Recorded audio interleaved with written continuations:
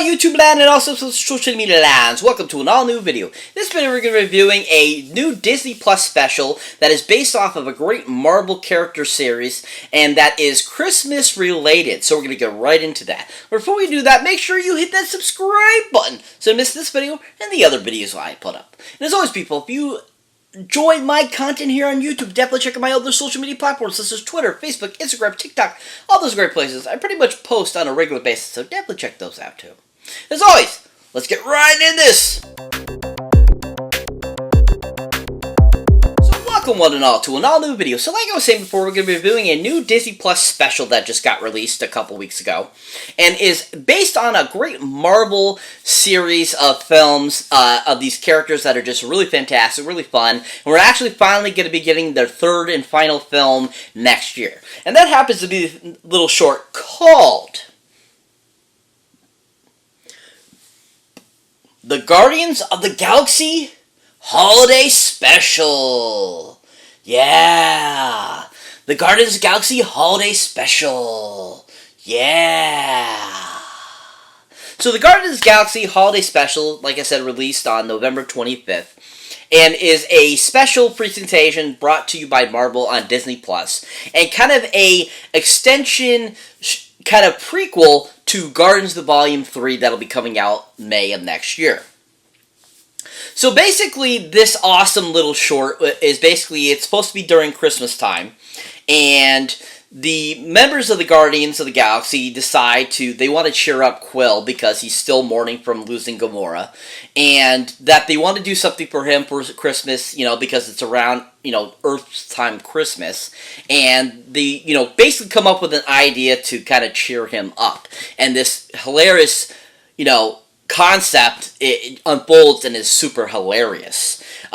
This involves the great Kevin Bacon, who, he's an amazing actor, so much fun, so hilarious. He's been in so many great things over the years. One of my all-time favorites of his, of course, is a great film called Whitewater Summer that came out in the 80s, starring Sean Astin too as well. And basically, Kevin Bacon plays a bad guy in the film. He's like this overzealous, natural earth kind of dude that, is trying to teach these kids the lay of the land, but he goes to the extreme and basically ends up causing himself injury and almost dying, and it's up to Sean Astin to save him.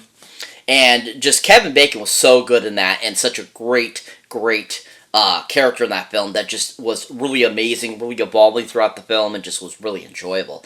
If you haven't seen anything else Kevin Bacon's in, definitely check out Whitewater Summer. He was really good in that. But Kevin Bacon was so much fun in this special. He was so hilarious, so funny, and just overall was super awesome. And just kind of how Mantis works with him and causes him to do certain things was absolutely hilarious and just really well done, and just really cracked me up through the whole thing. He was just so fun. If you haven't seen Kevin Bacon in anything, definitely check him out in that. He was really good. But this, of course, was once again written and directed by the great James Gunn, who James Gunn, we all know, he's the director of the first two Guardians. He's directed many other films, and it's just really fun. But, one other that I really suggest seeing is one of his first films he directed, which is a great film from 2006 called Slither. Now, Slither is just a really fantastic film, really well done. It's a great idea. Alien comes down to Earth, basically takes over, Michael Rooker, and basically tries to take over this town, and it's up to Nathan Fillion to save the day. Elizabeth Banks is in the film, and it's just a really awesome creature feature type of film, and the special effects that were done were, great, and they were practical effects and stuff like that, which were done really well, and just James Gunn did a great job of directing it. Did a fantastic job. If you haven't seen anything else he has directed, definitely check out Slither. He did a great job. But I really enjoyed what he did with this. He gave us a really great kind of 45-minute presentation with some great music, great characterizations, great acting, great storytelling, great editing, and he just did a really good job of giving us this great kind of prequel to Guardians Volume 3. And all the characters were in it: Groot, Rocket, except for Gamora. Gamora was not in this, unfortunately. But we did have Nebula, we had Kraglin, we had Drax, Mantis. They all were really great, and it was fun to see them in this little, thing that James Gunn put together that he did really well. If you haven't seen anything James Gunn has directed, definitely check out this holiday special. He did a really good job. But of course, we have Dave Bautista returning. We have Palm Clemente returning. Chris Pratt.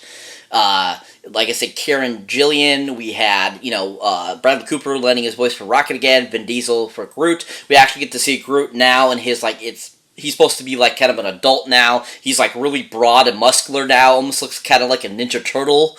And I think it was funny to see him in that state versus his adolescent and his teenage years, and versus what we first saw him in as in the first Guardians film. And this was just so well done. There's some great sequences throughout this whole little presentation. I absolutely love the whole sequence when Drax and Mantis go and actually get to Kevin Bacon's house, and they first are trying to talk to him through the intercom, and he basically they bust in, and then he starts running for his life. Was super absolutely hilarious. You had actually an interesting other thing was that the alien group that's in the film that does the music, that does the singing, is an actual real rock band called Old 97s. And Rhett Miller is their lead singer and lead person of the band. And I thought they did a really good job and were a great addition to the film as well. And then the scene where Groot is a part of the whole action and bringing Kevin Bacon out in the box that he's in was absolutely hilarious too. Showing Groot a couple times as he's kind of hiding and seeking and stuff like that was really funny. And there's just so many great sequences throughout this whole little, 45-minute short that was just so fun. If you have not seen this yet, definitely go check it out on Disney Plus now. It was really fun, really enjoyable. It was great to see all these characters again. They were all perfect for the special, and this just had a lot of great laughs and really fun. And I give this one a giant 10 Goldie Movie Boxes up. Really fun, worth the watch. Like I said, if you haven't seen it, go check it out now on Disney Plus. So that's it for this review of Guardians of the Galaxy Holiday Special. I hope you enjoyed. And as always, people, I want to thank you for watching. Thank you for subscribing. Thank you for all those great things that you do. And if you will love my content here, definitely check out my links down below, either from my Patreon page, where once you become a subscriber to my Patreon, you get kinds of all cool accoutrement that you don't get on my YouTube channel, where you get to see outtakes, bloopers, says and what I do next, all that kind of cool stuff. So definitely check that out. Or if you want to show support for the channel, definitely check out the Horror Pack link, where you can get great horror films to your door every month for a great low price. So definitely check that out too. As always, people, catch you next one.